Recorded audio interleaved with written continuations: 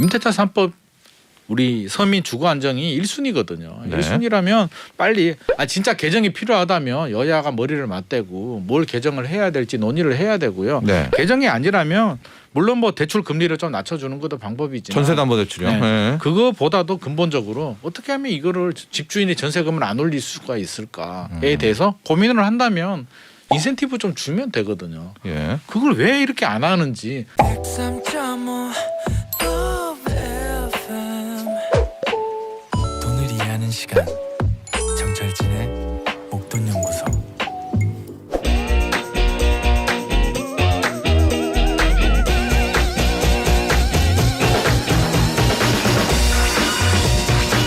부동산 투자와 내 집 마련에 대한 고민은 늘 있죠. 언제쯤 내 집 마련에 성공할까? 지금일까? 아님 기다릴까? 부동산에 대한 이슈와 궁금증 나눠봅니다. 김인만의 이만저만 부동산. 네, 부동산 경제연구소 김인만 소장과 함께합니다. 안녕하십니까? 안녕하세요. 네, 서울 아파트 값이 조금은 아니지만 많이는 아니지만 네네. 그래도 한 9주, 10주 연속 하락을 했었잖아요. 맞습니다. 하고 경우에 따라 다르지만 14주 그렇게까지 보합도 치면요. 네네네. 그러나 서울 아파트 값이 지난주 기준으로 무려 15주 만에 다시 상승 전환되었다. 그렇죠. 네. 이게 꿈틀? 꿈틀? 좋은 표현인데요. 꿈틀이요? 꿈틀이라는 표현이 맞을 것 같고요. 사실 하락도 꿈틀이었잖아요. 하락은 찔끔. 찔끔. 네. 그렇죠. 네. 이 정도 찔끔하고 이게 또 꿈틀대니까 이게 참 부동산이 어렵다라는 생각은 듭니다. 이게 네. 통계를 보니까 진짜 이거 조금 올랐네요. 조금 올랐어요. 5월 첫째 주에 서울 아파트 가격이 0.01% 올랐는데 네. 이게 흐름이 중요하거든요. 이게 0.01이 중요한 게 아니라 이제 분위기 자체가 제가 볼 때는 상당히 변한 것 같습니다. 이제 규제 완화에 대한 기대감도 있고요. 예. 안 되겠다라는 심리보다는 규제 완화가 풀리면서 투자 심리도 살아나는데 매물도 같이 쌓이고 있어요. 이게 5월 10일이죠. 다주택자 양도세 중과를 중과세 1년 이후에 이제 시작이 됐습니다. 네. 시작이 됐기 때문에 이제 매물이 나오는데 여기서도 이제 양극화가 또 나오네요. 이게 핵심 지역들은 많이 안 나오는데 외곽 지역들 노도강이나 수도권 외곽 지역들은 또 매물이 나오고 있어서 이것도 양극화구나라는 생각이 듭니다. 경매 낙찰가율도 올라갔네요. 이것도 6개월 만에 반등을 했기 때문에 심리도 좋아지고요. 매물도 같이 늘어나는 지금 그런 상황입니다.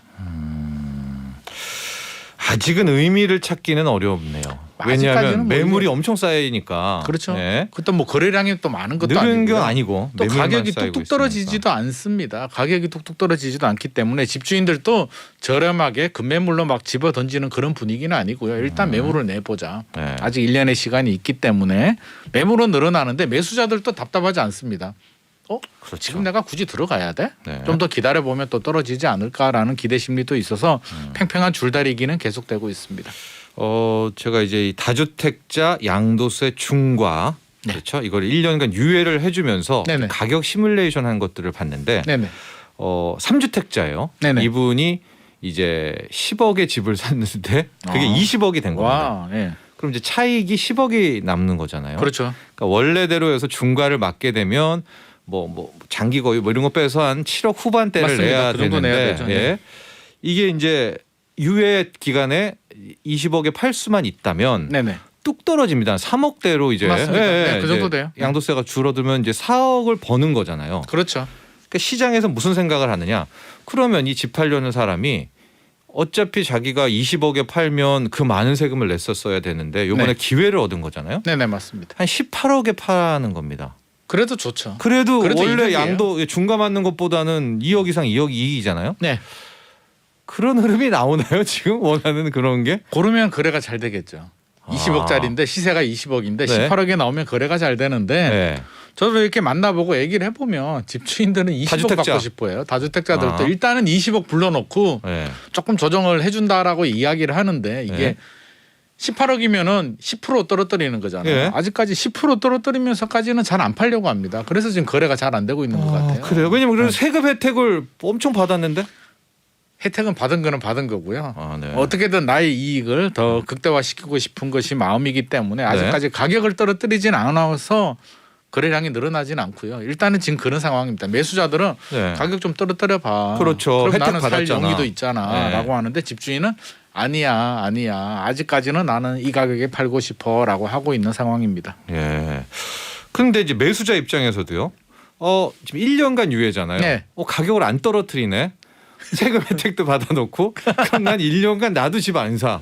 지금 그런 상황이죠. 그래버리면은 당초에 다주택자 양도세 중과 완화를 통한 물량 공급 확대라든가 매수 거래량 확대는 완전히 물거품이 되는 거 아니에요? 지금 물량은 뭐 소폭 나오고는 있는데 저는 조금 아쉬운 게요. 네. 이게 아마 문정부 때 예. 좀 작년 정도 나왔으면 왜 작년에는 규제가 굉장히 많았잖아요. 출구가 중과세 하나가 딱 나오면 사람들이 야 지금 빨리 팔아야겠다는 생각이 드는데 사실 지금은 종합부동산세도 완화해 준다라고 하잖아요. 이번에 나온 뉴스 보니까 공정시장 가액 비율도 원래 95% 해주겠다라고 하다가 85에서 90%로 더 내려서 부담을 더 줄여주겠다라는 근데 얘기도 1주택자잖아요. 나오고 있어요. 네. 그건.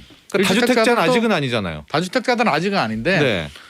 좀 완화해 주지 않을까? 이 분위기가 결국에는. 가면 네. 우리도 그리고 네. 뭐 규제도 풀리고 뭐 네. 재건축도 이게 호재도 있고 하니까 뭐 기다려 보면 좀 좋지 않을까라는 기대감이 있고요. 예. 그러다 보니까 급하지가 않습니다. 그리고 6월 1일 지방선거 불가능하잖아요. 예. 지방선거도 예. 있고 예. 종부세 누가 재산세 내냐? 기준일인데 예.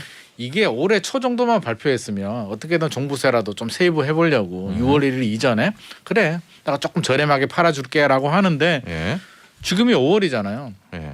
아무리 급매물로 팔아도 6월 1일 전까지는 팔기는 불가능하거든요. 그렇다면 어차피 1년 남은 거 예. 일단 시세대로 내놓고 한 두세 달 지켜보다가 하반기에 내가 가격을 조정하더라도 예. 그때 고민하겠다라는 심리가 강하게 작동되고 있기 때문에 매물은 나오는데 저렴한 매물은 나오지 않는다라는 상황입니다.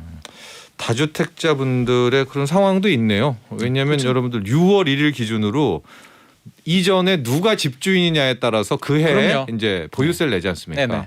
그래서 여기 좀 빨랐으면 좋았는데 아. 좀 늦어버려가지고 사실은 그 대선 후보 시절에도 두 후보의 공약이었거든요. 네. 그렇다면 서로 머리를 맞대서 한 1월 1일 정도에 이게 나왔더라면 소급 적용, 소급 적용해줬더라면 네. 훨씬 더 효과적이지 않았을까 싶습니다. 현재까지는요, 여러분, 이 다주택자 양도세 중과 유예 1년 유예가 전혀 지금 효력은 그냥 매물이 좀 나오고 있다 매물이 나오고 정도지 있다. 거래가 늘어나고 있는 상황은 아닙니다. 이러다가 어떤 집주인이 한번 세게 그럴 수도 있는 거 아닙니까? 뭐 그런 것도 좀 필요는 낮추는 하겠죠. 거죠. 네. 근데 네. 아직은 시간이 있잖아요. 시간이 좀 촉박해지면 그런 매물들이 나올 수 있는데 제가 볼 때는 올해 하반기, 가을, 겨울 정도 되면 그런 매물들이 좀 나오지 않을까 생각도 합니다. 그리고 이건 제 생각일지도 있겠지만은 다주택자분들은 이런 생각도 있을 것 같아요. 지금 1년 유예라고 했지만 네. 2년 유예도 가능하다. 3년 유예도 가능하다. 그런 생각이 있어요. 네. 실제로 그렇게 말씀하시는 분들이 네. 꽤 많이 있습니다. 네. 이게 1년 했지만 네. 또 연장이 되겠다. 아니면 심지어는 중과세가 폐지되는 거 아니냐. 물론 법안 개정이 필요하겠지만 근데 그거는 법 개정이 필요하죠. 네. 법 개정이 필요한데 이제 올해가 2022년이고요. 내년이 2023년이잖아요. 예. 자, 1년 더 연장해 2년 연장 플러스 더해주면은 이제 국회의원 선거까지 가거든요. 예. 그렇다면 2024년까지 얼마 남지 않았는데 그때 되면은 뭔가 달라지지 않을까라는 기대감이 있어서 일단 기다려 보자. 나중에는 없어질 거야라고 말씀하시는 분들도 꽤 많이 있습니다. 그러면 이걸 우리가 뭐 경제 프로지만 정치적으로 해석을 하면은요. 현재 이제 다수당이 압도하지 않습니까? 민주당이. 네네. 예. 그러면은 그게 어쨌든 결론이 또 그대로 될지 안 될지는 모르나 국회의원 선거 2년 뒤에 있을 때까지는 네. 부동산 관련은 뭐 전혀 없을 수도 있겠네요. 법 개정은 좀 어려울 것 같고요. 네. 제가 볼 때는 이게 법 개정 같은 경우는 초과이익 환수도 법 개정이 필요하잖아요. 네. 그래서 이것도 그렇게 만만한 문제는 아니고요. 이번에 인사청문회를 보니까 쉽지 않겠다. 네. 인사청문회조차도 지금 극한 대립을 하고 있는데 네. 과연 이런 부동산 법안 처리가 쉽게 되리라고는 저는 생각이 들지는 않습니다. 그래서 일단 뭐 중과세는 모르겠어요. 내년에 또 1년 더 연장을 할지 안 할지는 내년 네. 상황이지만 그런 기대 심리도 상당히 많이 있다 정도는 네. 알고 네. 있어야 될 것 같습니다. 맞습니다. 아마 정책을 다루는 분 특히 뭐 우리 그 원희룡 국토부 장관도 이런 다주택자들의 생각이 있더라. 네네. 예. 그런 건 알아야 되는 거죠. 정책 실행자들은. 더 걱정은 전세가 저는 더 걱정입니다. 그 얘기 조금 이따 할 텐데 그 전에 이 공정시장 가액 비율이나 1주택자 요거는 이제 정부가 더 해줄 수가 있다면 1주택자의 종부세는 올해 더 떨어질 수도. 더 떨어질 수도 있습니다. 네. 공정시장 가액 비율도 더 낮춘다라고 했고요. 네. 올해가 원래 100% 되려고 하다가 예. 원래 80%였어요. 매년 5%씩 올려서 올해가 100%였는데 95%는 해준다라고 했고요. 예. 좀 더 낮춰서 예. 85에서 아예 90%까지 아, 더 낮추겠다. 아예 재작년 수준. 재작년 수준으로 예. 가겠다라는 얘기도 나오고 있습니다. 저는 될 것 같아요. 이게 세부담이 예. 어차피 세율도 올렸기 때문에 공정시장 가액 비율이 정부에서 할 수 있는 카드거든요. 그래서 낮출 것 같아요. 낮추고 다주택자들은 이제 어떻게 할지는 모르겠지만 다주택자들에 대해서는 좀 지켜봐야 되겠지만 뭐 여론을 보고 시장 분위기를 봐서 조금 안정이 된다면 다주택자들도 좀 완화시켜 주지 않을까 하는 생각도 합니다. 네, 1주택자의 보유세는 일단은 상당폭 떨어질 수 있겠다. 저 같으면 80% 해줘도 될 것 같아요. 1주택자들에 대해서는. 1주택자들은 좀 해줘도 되잖아. 집 하나 있는데 네. 그게 무슨 투기를 한 것도 아니고 인플레이션 방어 정도 네. 우리 가족이 잘 살기 위한 집 수단이 필요한 거고요. 재산세도 내고 있는데 과도한 종부세는 좀 바람직하지 않는 것 같습니다. 1주택자에 대해서는요. 예. 다주택자가 물량을 내놓을 것이냐 말 것이냐의 문제와도 연관이 있고요. 네네. 또 하나 향후 집값이 떨어질 것이냐 말 것이냐도 연관이 있는 정말 중요한 게 하나가 있습니다. 조금 전에 우리 김인만 소장도 잠깐 언급을 해주셨는데 바로 임대차 3법입니다. 네, 이제 걱정이에요. 7월 31일이 지나고 8월부터는 계약갱신 청구권을 1회 사용한 네, 세입자가 시장에 나오시죠. 큰일 났습니다. 예, 이분들의 이제 사연들이 많이 소개가 되고 있는데, 네. 이분들은 그럼 이제 뭐 2, 3억을 올려줘야지 될 수밖에 없나요? 뭐 다른 게 없어요 지금 현재? 제가 볼 때는 올려줄 수밖에 없습니다. 지금까지 전세 시장을 보면 집주인이 올려줘라고 하면 싫어. 나는 그냥 매수를 해버릴래. 첫 번째 카드. 내 집 마련 해버릴래라는 경우들이 많이 있었고요. 예. 두 번째는 다른 집에 갈래. 나 더러워가지고 못 있겠네. 아, 가는 경우인데 한다? 네. 이사를 가는 경우인데 지금 두 가지가 다 막혀 있잖아요. 집을 살려고 보니까 집값이 너무 많이 올랐고 예. 대출 받기도 만만하지 않고 금리도 네. 올라가고요. 다른 집에 가면 뭐 합니까? 이사를 가면 그 집 전세는 더 비싼데 예. 결국에는 선택의 여지가 없기 때문에 카드는 없습니다. 올려주는 카드밖에 없는데 제 생각에는요. 이사 가지 마시고요. 살고 있는 집주인하고 협상을 해서 예. 만약에 3억을 올려줘야 된다면 2억만 올려달라고 서로 협상을 하는 방법이 최선의 방법 아닐까 싶습니다. 그 집주인이 근데 집주인도요. 예. 새로운 세입자 들어오는 것보다 살던 예. 사람이 계속 사는 게 유리하거든요. 중개 보수도 아낄 수가 있고요. 이사 다니면 집도 또 하자가 생기기 때문에 예. 그 정도 차이라면 예를 들어 3억 올려줘야 되는데 2억 5천이나 2억 정도만 올려줄게요라고 하면 충분히 협상이 가능합니다. 그래서 안 올려준다 그러면 안 되고요. 그래서 다른데 이사 가면은 어차피 3억 올려줘야 되니까 살던 집에 이사 비용도 좀 아끼고요. 중개 보수도 아낀다는 측면에서는 예. 저는 약간 협상을 좀 해보는 것도 좋은 방법이 아닐까 생각을 합니다. 지금 당국에서 뭐 하나 좀 보이는 게 이제 1세대라고 표현을 하더라고요. 네. 계약갱신 청구권을 한번 쓰고 지금 시장에 나온 이 세입자를 뭐 1세대 임대차 3법 이후에 네, 1세대. 예, 이분들에 한해서는 네. 굉장히 저렴한 전세담보대출을 해준다. 근데 이것도 결국은 빚 아닙니까? 빚이죠. 예. 그리고 이거는 진짜 저는 근데 이렇게라도 해줘야 세입자들이 마음을 좀 놓죠. 그렇죠. 이게 뭐 땜질 처방인데요. 물론 뭐 땜질 처방도 필요는 합니다. 네. 숨통을 좀 틔워줘야 되는데 이건 땜질 처방이고요. 저는 안타까운 게 지금 청와대도 그렇고요. 예. 국토부도 그렇고 물론 이제 원희룡 장관이 취임하고 어떻게 정책이 나올지는 예. 모르겠지만 상생 임대인 제도나 주택 임대차 사업자처럼 집주인한테 인센티브를 좀 주는 게 왜 빨리 고려가 되지 않을까. 이게 저는 1순위거든요. 네. 다른 정책들은 좀 늦어도 돼요. 안전진단 좀 늦게 해도 되고요. 어차피 재건축 오래 걸리잖아요. 임대차 3법은 지금 발등의 불인데 예. 왜 이렇게 태평한지 모르겠어요. 인사청문회도 중요하겠지만 임대차 3법 같은 경우에 사실 소프트웨어적으로 인센티브 주면은 진짜 집주인들 안 올릴 수 있거든요. 예. 왜 올리지? 내가 받는 혜택이 더 많은데 네. 종합부동산세에 좀 감면을 해주든지 합산 배제를 시켜주든지 하면 저 같으면 10년 동안 안 올릴 것 같거든요. 종부세 안 내기는 것만 해도 어디야. 그런 게 많이 있는데도 불구하고 임대차 3법을 뭐 개정하겠다라고 하면 그게 개정이 될까요? 안 되죠. 현재로서. 왜냐하면 현재로서는 민주당은 이제 임대차 3법을 지키려고 할 테니까요. 지키려고 하죠. 예. 그리고 또 반대 여론들도 많이 있기 때문에 굳이 이렇게 또 갈등을 일으키면서 이렇게 대립을 하기보다는 저는 인센티브 좀 주면서 집주인과 세입자들이 상생할 수 있는 그런 환경을 만들어 준다면 개정 안 하더라도 저는 충분히 안정적인 상황이 되지 않을까라도 네. 기대를 합니다. 우리 정영희님이 세입자와의 갈등이 임대차 3법으로 그럼요. 더 심화된 것 같아요. 이렇게 보내주셨는데 제가 약간 지금 궁금한 상황 방금 우리 김인만 소장과도 일치를 하고 있는데 이제 속속 9월, 10월이 되면 그럼요. 이런 세입자분들의 계약갱신 청구를 한번 썼던 세입자분들의 하소연들이 올라올 거잖아요. 올라오죠. 그러면 이 부분은 민주당도 어쨌든 법 통과를 했으니까 부담이 될 것이고 부담되죠. 새로운 정부 네. 또 윤석열 원희룡 국토부 장관도 이거 뭐 해야 되겠다라고 해야 될 것 같은데 지금 보면은 국민의힘과 민주당 모두 뭐 행정부 모두 지금 임대차 3법에 대해서는 아예 건드리지도 않고 있거든요. 이거는 왜 그러는 거죠? 심지어 그러니까요. 저도 너무 답답하네요. 여당도요? 그러니까요. 이게 너무 답답하고요. 이게 1순위인데 계속 엉뚱한 부분에 대해서 지금 헛발을 짚고 있는 것 같아서 정책도요. 예. 한 번에 다 할 수는 없잖아요. 우선순위를 정해야 되는데 우리가 공부를 할 때에도 우선순위를 정하고 중요한 과목부터 해야 되는데 네.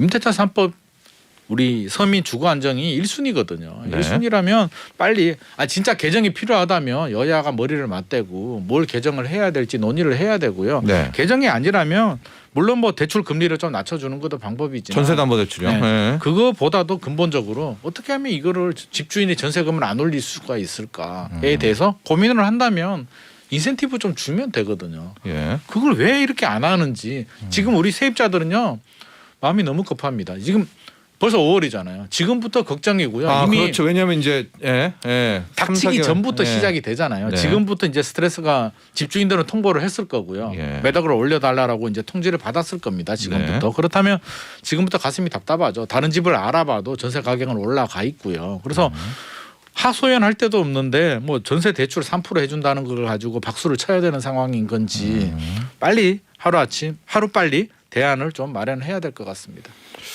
그 다주택자들은 만에 하나 이렇게 전세 가격을 더 올릴 수가 있다면 네. 물량을 더 안 내놓을 수 있는 그럼요. 그러니까 전가력이 생기는 거 아닌가요? 맞습니다. 전세 가격 올려받으면은 일단 현금도 생기고요. 네. 전세 가율이 올라가기 때문에 네. 팔 때도 좋고요. 집값도 안 떨어지고. 집값도 안 떨어져요. 그래서 이게 주택시장 KDI 보고서에서도 전세 가격이 변수라고 했잖아요. 전세 가격 오르면 매매 가격이 더 안 떨어집니다. 그래서 정부는요 그냥 서민 주거 안정도 중요하지만 이 전세 가격이 가장 강력한 키포인트이기 때문에 이걸 안정시키지 않고 전세 가격이 올라가면 진짜 매매 가격 안 떨어질 수도 있습니다. 한번 모여야 될 것 같은데 민주당하고 국민의힘 위원들의 관련 위원들 그 뭐 이번에 나온 것 중에 하나가 이런 것들도 있네요. 이거 임대차 3법에 보면 이제 세입자가 살고 있는 집을 누가 사려고 한다면 네. 6개월 이전에 뭐 등기를 쳐야 된다. 맞아요. 네. 네, 지금도 그렇습니다.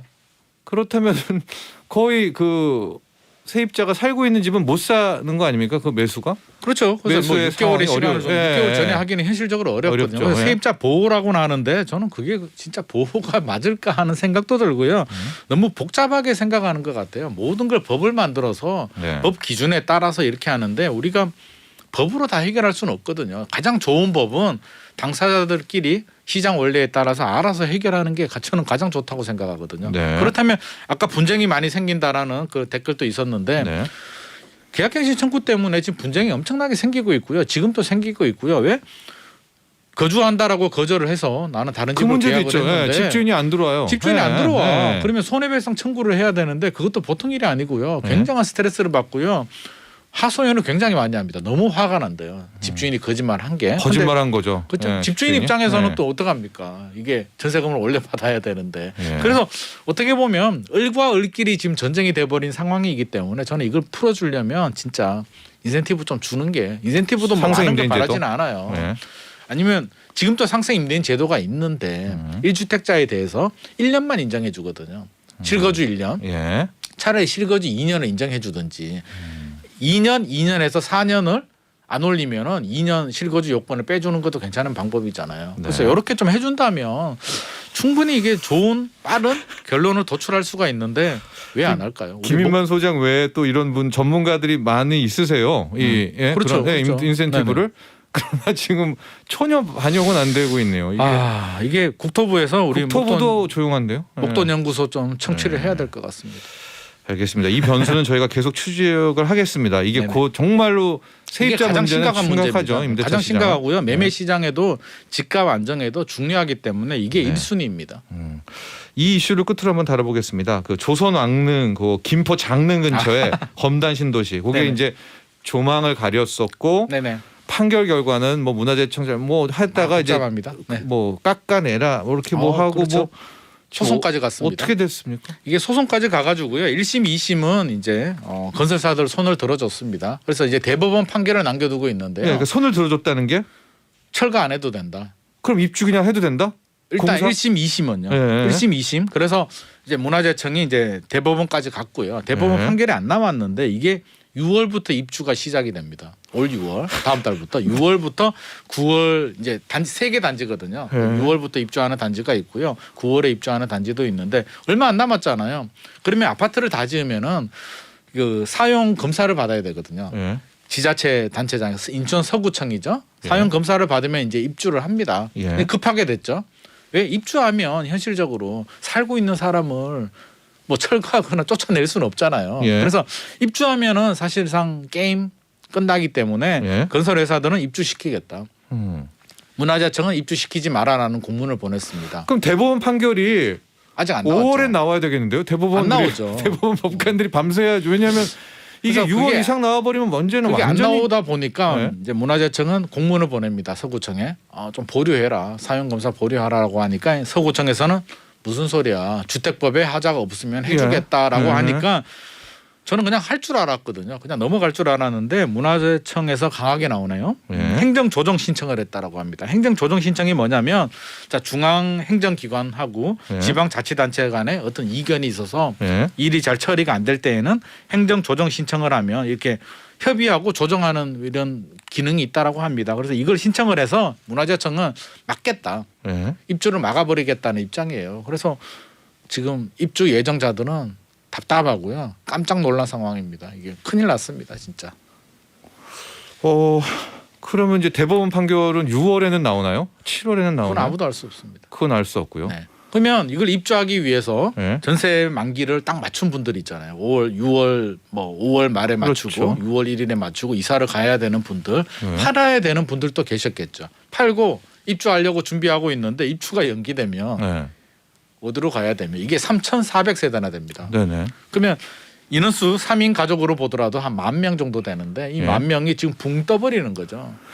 하고 더 큰 문제는 이제 뭐 제 가상입니다만 이제 대법원 판결이 나왔어요. 한 7월이든 나왔어요. 그새 뭐 호텔에서 자고 했는데 7월에 나와서 네. 그 다시 한번 1, 2심대로 네. 건설사에 손을 들어주고 아. 입주해라라고 한다면 그래도 문제가 그나마 네네.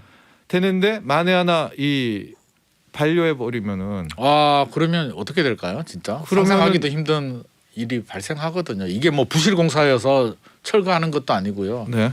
사실 좀 가보면 보기는 좀 싫은 거는 맞습니다. 이게 산이 네. 이게 왕릉에 아파트가 보이기 때문에 보기 싫은 거는 맞는데 사실 따지고 보면 서구청하고요 건설사하고 둘 다 잘못이거든요. 네. 왜? 그 문화재청이죠. 문화재청은 이게 2017년도에 이제 그 공문을 보냅니다. 공문이 그 바뀐 하는데 내용. 예. 공사는 2019년에 들어갔거든요. 예. 그래서 2021년에 적발을 했는데 네. 공사 들어가고 2년 동안 뭐 하다가 초기에 적발을 했더라면 이게 네. 쉽게 해결될 수 있는 문제인데 다 골조 다 올라가가지고 적발해가지고 이제 부셔버려라고 하니 이게 될 리도 없을 거고요. 건설회사들은 좀 밀어붙였죠. 그래서 입주자들만 알겠습니다. 지금 피해를 보는 상황입니다. 예. 저도 뭐 이게 없네요.